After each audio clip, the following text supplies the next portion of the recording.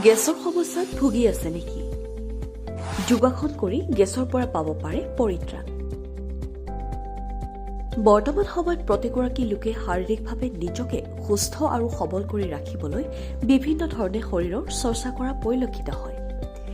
কোনোবাই যদি জিম যায়, কোনোবাই আকৌ যোগ কৰি শৰীৰ চৰ্চা কৰা পৰিলক্ষিত হৈছে।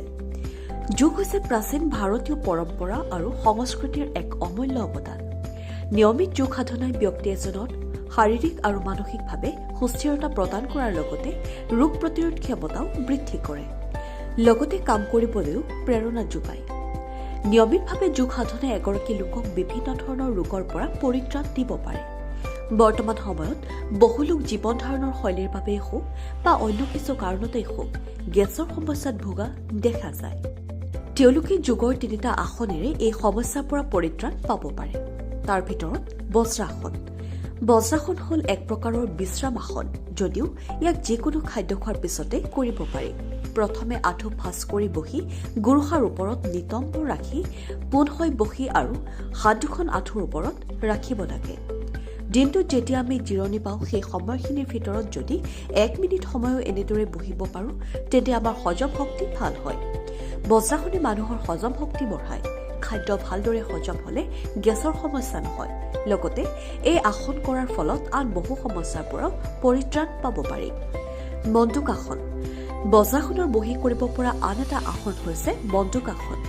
বজ্ৰাসনত বহি এখন হাত নাভিৰ ওপৰত থৈ আনখন হাত এখন হাতৰ ওপৰত থৈ লাহে লাহে আগফালে হালি আহক। এই আসনটো কিন্তু খাদ্য খোৱাৰ আগতে কৰিব লাগিব।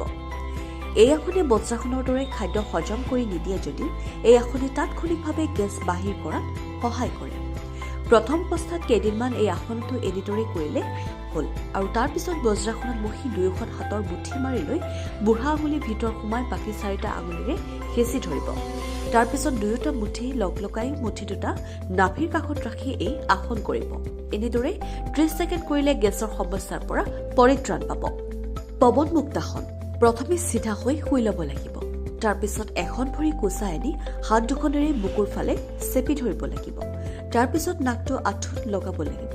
এনেদৰে 15 পৰা 20 ছেকেণ্ড ৰখাৰ পিছত আনখন ভৰিটো একেদৰে কৰিব লাগিব। তাৰ পিছত দুয়োখন ভৰি একেলগে উঠাই মূৰটো আঁঠুত হেঁচা মাৰি ধৰিব লাগিব। এনেদৰে কৰিলেও তাৎক্ষণিকভাৱে গেছ সমস্যাৰ পৰা পৰিত্ৰাণ পোৱাত সহায় কৰে। News desk report, NDTV।